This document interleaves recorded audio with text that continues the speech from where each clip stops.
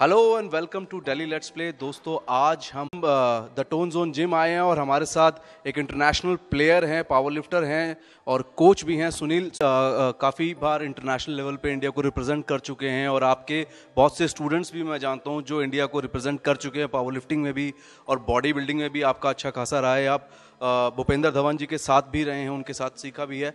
तो मुझे थोड़ा सा ये बताइए कि पावर लिफ्टिंग और बॉडी बिल्डिंग जो इंडिया में एक बूम होना चाहिए था, मेरे हिसाब से वो बूम नहीं हो पा रहा। उसकी वजह क्या है और क्या लगता है कि किस चीज़ को करा जा सकता है जिससे कि ये स्पोर्ट भी एक अच्छा लेवल इंडिया में पकड़ सके? देखिए, जैसे कि आपने बताया, अभी body building and power lifting boom नहीं हो रहा है। तो बूम हो रहा है, लेकिन जिस लेवल पे हम देख रहे हैं इस गेम को कि भाई जितना ब्यूटीफुल गेम है, जो स्ट्रेंथनिंग का गेम है, बॉडी से रिलेटेड है कि हमारे को अपने आप को फिट करना है, तो उस लेवल पे अभी हम नहीं पहुंच पा रहे हैं। अगर कंपैरिजन अदर कंट्रीज से करें, भाई हमारे को स्पॉन्सरशिप मिलना, देन एक जॉब प्रोवाइड होना, तो उस लेवल पे नहीं हो पा रहा है।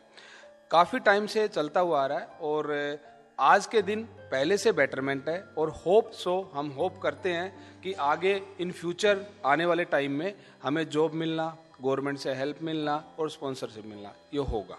नहीं, जॉब का तो मुझे पता चला है कि बॉडी बिल्डिंग में अब जॉब्स जो हैं वो मिलने भी लगी है, जो कि बहुत अच्छी बात है। मैं एक 2003 के मिस्टर इंडिया से भी मिला था, उन्होंने कहा था कि उस टाइम पे वो जॉब्स के लिए लड़ते थे, लेकिन आज वो मिलने लगा है। वो बूम तो आ रहा है, लेकिन जो एक स्पोर्ट को मुझे लगता है रिस्पेक्ट मिलनी चाहिए, वो कभी नहीं मिल पाते। कि किसी हम बॉडी बिल्डर को मिल के कहते हैं कि यार ये तो डब्बे वाली बॉडी है, लेकिन वो मेहनत जो है वो नज़र नहीं आती। तो उसके बारे में क्या कहेंगे? देखिए, ये भी आपने एक बढ़िया बात की है कि एक तरफ हम देखते हैं ना, किसी का बॉडी देख के किसी बॉडी बिल्डर को हम एक हमारा यही जाता है, अभी नॉर्मल एक जो है वो यही सोचता है नॉर्मल आदमी कि इसने बॉडी बनाई है तो इसने कुछ ना कुछ यूज़ किया होगा, कोई मेडिसिन है, कोई रोड से यूज़ किया होगा। आप उस बॉडी को देख के अगर ये सोचते हो तो मैं आपको बताना चाहूँगा कि उस बॉडी को बनाने में बहुत सारे सेक्रीफाइस हुए हैं, उनकी मेहनत लगी है, उनके मदर फादर की मेहनत लगी है, फैमिलीज़ का बहुत सारा योगदान रहा है, बहुत पैसा खर्च होता है और बहुत लॉन्ग टाइम में एक बॉडी को बिल्ड किया जाता है, जो कि जाके स्टेज पे दिखाने लायक हमारी रेडी होती है और मेडल लेके आते हैं। और वो देश के लिए, हमारे लिए एक प्राइड वाली बात है कि हम वहाँ पर मेडल लेके आ रहे हैं। तो उस चीज़ को अभी हम सेपरेट नहीं कर पाए हैं। बेसिकली देखते ये एक इम्पैक्ट होता है, यार इसने तो कुछ लिया होगा, कोई सप्लीमेंट लिए हैं या कुछ लिए। ठीक है, न्यूट्रिशन की ज़रूरत है, कुछ न्यूट्रिशन हमें चाहिए होता है, वो लेना पड़ता है क्योंकि मसल को बिल्ड करना है। वो मैंने रेसलर्स को भी देखा लेते हैं, ऐसा कोई बड़ी चीज़ नहीं है। बिल्कुल बिल्कुल, सारे गेम्स वाले यूज़ करते हैं, क्रिकेटर है या कुछ भी है तो वो यूज़ करते हैं और वो करना पड़ता है। ठीक है, तो ऐसा कुछ नहीं है कि उसने कुछ एक्सट्रीम लेवल पे ले लिया और वो हो गया, उसका बिल्ड हो गया मसल, ऐसा कुछ नहीं है। बल्कि हमें उस चीज़ को नज़रअंदाज करके ये सोचना चाहिए कि कितना टाइम लगा उसको, कितना लॉन्ग टाइम उसने लिया है, सालों साल की मेहनत है। 1-2 साल के अंदर हम नेशनल और इंटरनेशनल पे हम कॉम्पीट करने लायक भी नहीं हो पाते हैं और मेडल का तो सोच भी नहीं सकते। तो ये बहुत बड़ी बात है कि इतना ऐसा नहीं सोचना चाहिए। आम पब्लिक भी सोचती है तो नहीं सोचना चाहिए, और इसको छोड़ के हमें एक अलग नज़रिए से इस गेम को देखना चाहिए। एक ब्यूटीफुल स्पोर्ट्स है जिसमें हमारी हेल्थ और हमारा मसल बिल्ड करना, जिसमें हम एक पर्सनैलिटी जो आज के दिन हम मानते हैं, वो भी हमारी एक निखर के आती है। बिल्कुल। और मुझे लगता है कि जितना फिटनेस के लेकर के आज गवर्नमेंट इतना प्रमोट कर रही है कि फिट इंडिया वाला है, वो बहुत ज़रूरी है। बट मैं एक और सवाल जानना चाहूँगा कि लॉकडाउन के टाइम पे बहुत सफ़र किया दिल्ली के जिम्स ने, और दिल्ली क्या मतलब ऑल ओवर इंडिया कहेंगे या वर्ल्ड कहेंगे, आप भी उस मुहिम में जुड़े थे जिस टाइम पे कहा गया था कि ये जिम अब खुलने चाहिए, लोगों का रोज़गार जुड़ा हुआ है।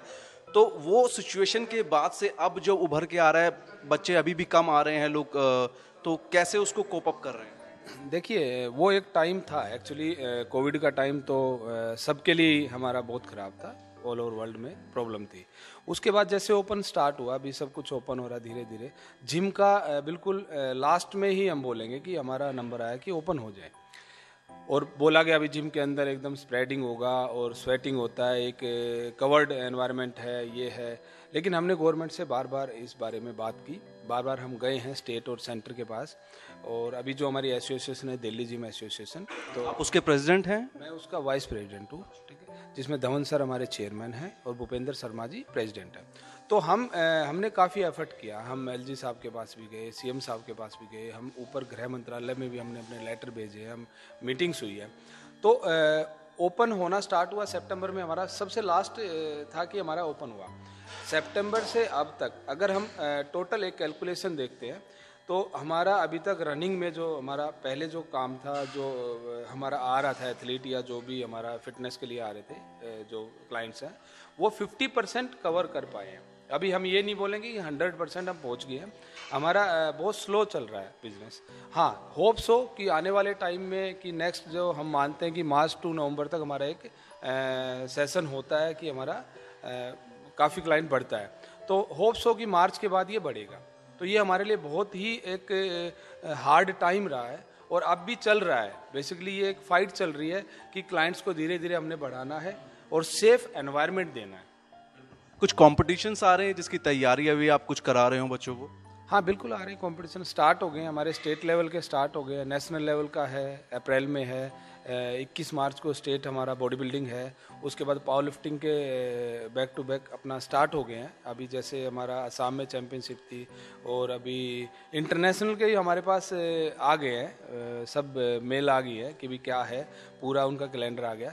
लेकिन इंटरनेशनल पे थोड़ा डाइसी ये है, अभी हम ये नहीं पता कि इंडिया कहाँ ग्रीन जोन में है और कहाँ हम इमिग्रेशन कर सकते हैं, तो उसके लिए भी बातचीत चल रही है। अदर जो उस कंट्रीज़ की हमारी फेडरेशन है तो वो उसमें बातचीत करके हमें बताएंगी, तो उसके बाद हम इंटरनेशनल जाना स्टार्ट हो जाएंगे। अच्छा, लास्ट सवाल सुनील, आपने जिस टाइम अपना करियर शुरुआत किया तो उस दौर से अब तक कितना आप देखते हैं कि बॉडी बिल्डिंग और पावर लिफ्टिंग जो है वो उसमें तब से और अब में कितना फ़र्क नज़र आता है?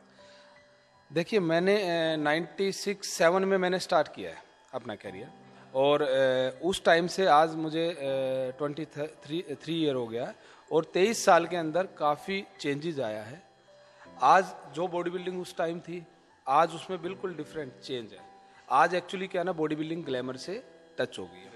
फिट होना, अगर हम देखेंगे, हम बॉलीवुड की तरफ जाए, हॉलीवुड की तरफ जाए, तो हर जो भी एक्टर्स है, जो भी है, हर हीरो अपने आप को फिट रखना चाहता है, तो एक टच वहाँ हो गया, एक ग्लैमर का हमारा टच आया, पहली बात। दूसरी बात, उस टाइम पे स्पॉन्सरशिप मिलना बिल्कुल कम था, जो कि आज भी हम फाइट करते हैं जिस चीज़ के लिए, लेकिन आज कुछ हमारे को उसमें बेटरमेंट आया है।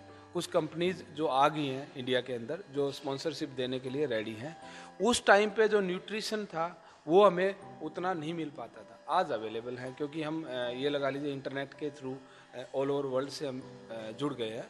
और बेसिकली जो बॉडी बिल्डिंग है वो ज़्यादा स्पोर्ट्स वेस्टर्न कंट्रीज़ में ज़्यादा प्ले किया जाता है, तो वहाँ से जो न्यूट्रिशन या जो भी सप्लीमेंटेशन हमें पहले नहीं मिलता था, हमें नॉलेज भी कम था। आज के दिन वाइडली हम नॉलेज ले सकते हैं और इसमें काफ़ी चेंजेस ये भी आए हैं कि अब नॉलेज आ गई है, बेसिकली कोर्सेज आ गए हैं कि आप स्पोर्ट्स न्यूट्रिशन कोर्स कर सकते हैं, आप एक ट्रेनर का कोर्स कर सकते हैं, तो उस टाइम ये नहीं पता था, तो बहुत बड़ा चेंजेस है, बहुत बड़ा चेंज। और आपका कुछ ऐसा स्ट्रगल रहा उस दौर में, क्योंकि मुझे लगता है कि कॉम्पिटिशन्स थे लेकिन वो एक एक्सपोजर उस दौर पे ऐसा नहीं होता था, तो कुछ ऐसा स्ट्रगल रहा है आपका? देखिए, लाइफ में स्ट्रगल काफ़ी रहा है, क्योंकि वो टाइम ऐसा था कि उस टाइम पे इतना एक्सपोज नहीं था। उससे हम निकलते हुए आए। एक टाइम ऐसा है कि हमें गेम क्विट करना पड़ा, कुछ सर्कमस्टांसेस रहे हैं। उसके बाद हम धीरे धीरे, एक्चुअली मेरे को एक आदत थी कि मुझे पढ़ने की बहुत ज़्यादा एक हैबिट थी कि मैं कुछ भी टॉपिक लेना, कुछ भी उसको स्टडी करना, उसके अंदर बिल्कुल डीपली स्टडी करना कि भी ये कैसे है, क्या है, उसने मुझे हेल्प किया। लेकिन मैं स्ट्रगल करता हुआ आया, गेम क्विट किया, ट्रेनिंग में गया, एज ए ट्रेनर मैं आया। उसके बाद धीरे धीरे धीरे मैंने ट्रांसफॉर्मेशन स्टार्ट की, स्पोर्ट्स में कंट्रीब्यूशन स्टार्ट हुआ, भी गेम में बच्चों को उतारना स्टेज पे।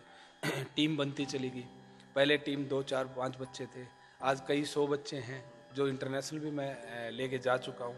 तो वो एक बहुत स्ट्रगल भरा हुआ एक था फेस। आज बेटर है, आज काफ़ी चीज़ें हमारे को प्रोवाइड हो जाती हैं और हमें पता भी है, काफ़ी नॉलेज भी आज हमारे पास है। चलिए, I wish you all the best Sunil.